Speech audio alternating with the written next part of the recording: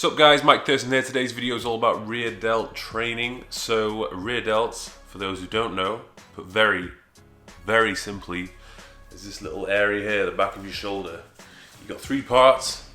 You got the front delt, mid delt, rear delt, or anterior, medial, posterior. It's this one right here, this little lump of muscle, which we're all basically striving to achieve, but most people don't have it due to poor programming, lack of doing rear delt focused exercises, and just poor execution in the first place. So I'll take you through a few exercises. Some of them are going to be pure isolation of the rear delt muscle. Others are going to be a combination of a lot of the posterior chain, but at the same time still going to be working the rear delt. So let's start with exercise number one, shall we? So if I was to give this one a name, it would be the single arm rear delt row. Now this one has to be performed very particularly in order to get it right. I'm basically trying to keep my shoulder fixed in position. In other words, I'm not protracting it or retracting it. And I'm thinking about driving my elbow up, but minimizing the amount of bicep engagement. Okay, so you're not trying to do some kind of reverse curl here. So what I would do is I'll get yourself placed in front of a mirror so you can see what's going on. And I try and look for the striations which seem to pop as I row my elbow up. So I'm just thinking of that little muscle in the back of my shoulder and trying to force it to do all of the work.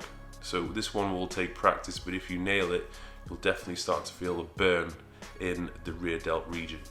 The next exercise is the rear delt fly, rear delt dumbbell fly on an incline bench. I do it on an incline bench, so you don't have to worry about standing upright and your lower back fatiguing. So all you're thinking about here is just your rear delts.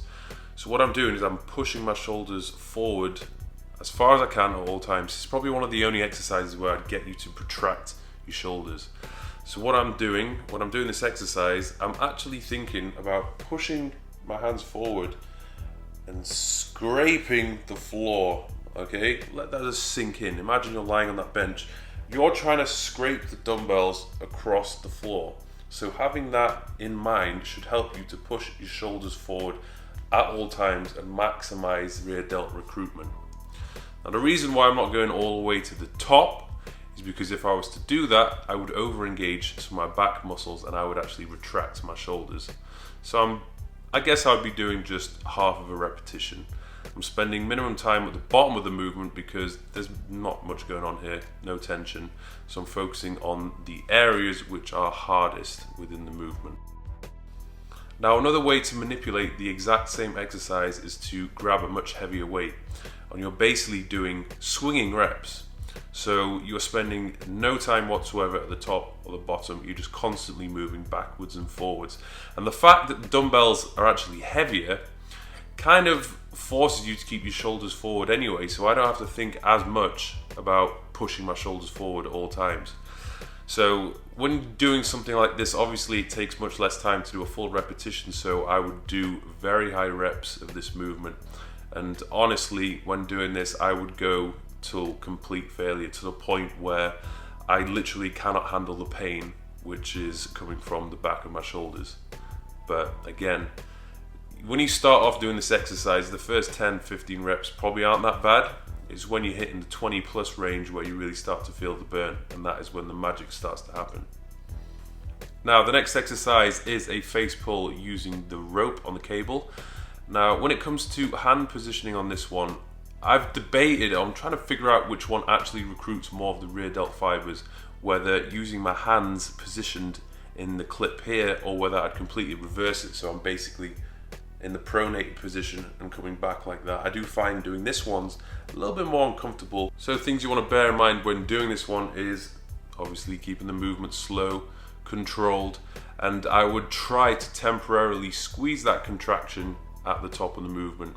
And you can see from the extremely tight t-shirt which I'm wearing in this example that it's not a purely isolated movement from the rear delts. You are using a combination of different muscles within the posterior chain to pull that rope towards you, but nevertheless you will be recruiting a fair amount of rear delts in the process. Another exercise is the reverse pec deck machine. I'm a big fan of this one, but it needs to be done properly. So again, what I'm doing in this example is I'm pushing my shoulders forward as far as possible at all times, and I'm performing 2/3 of the rep. The reason why I'm doing 2/3 of the rep is to maintain the tension on the rear delts and really just to isolate the rear delt muscle.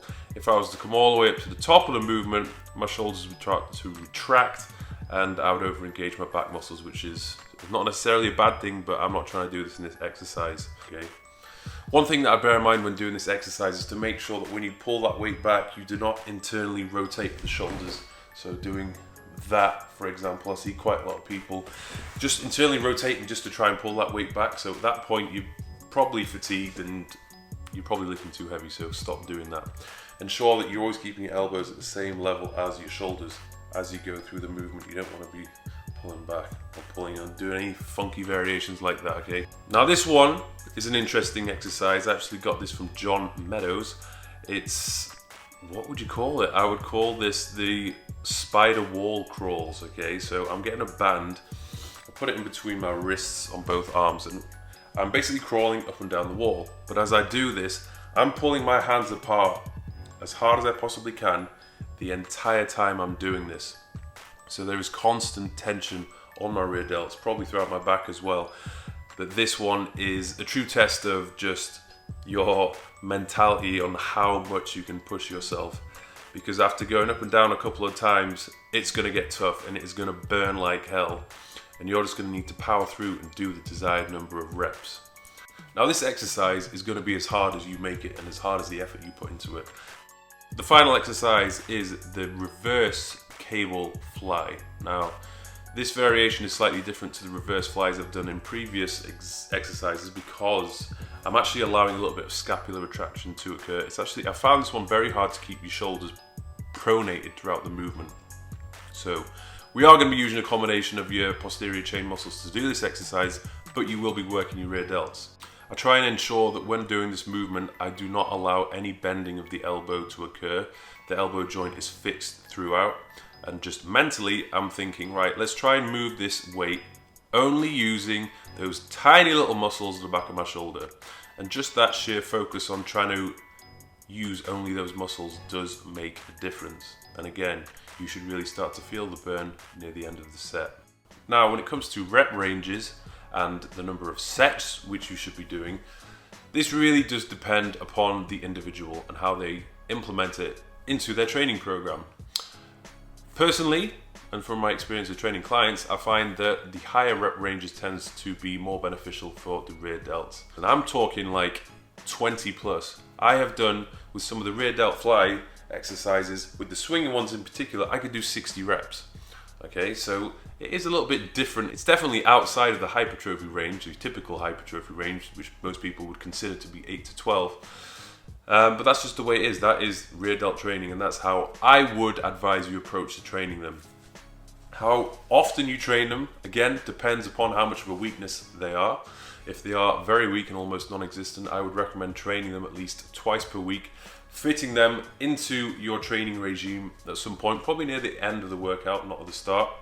And I would just make sure that you do place priority on training them. Okay, don't think, oh yeah, I'll just do it at the end of the workout. It comes to the end of the workout and you're like, you know what, I'm pretty tired, I don't want to do these. They're not going to grow. So you do have to give them adequate attention in order for them to see them grow, okay? Hope you've enjoyed this video. Hopefully your rear delts will be seeing some kind of response from now on after watching this and you've got a few ideas in your head. If you've got any questions, drop a comment below. Don't forget to subscribe, and I'll see you soon.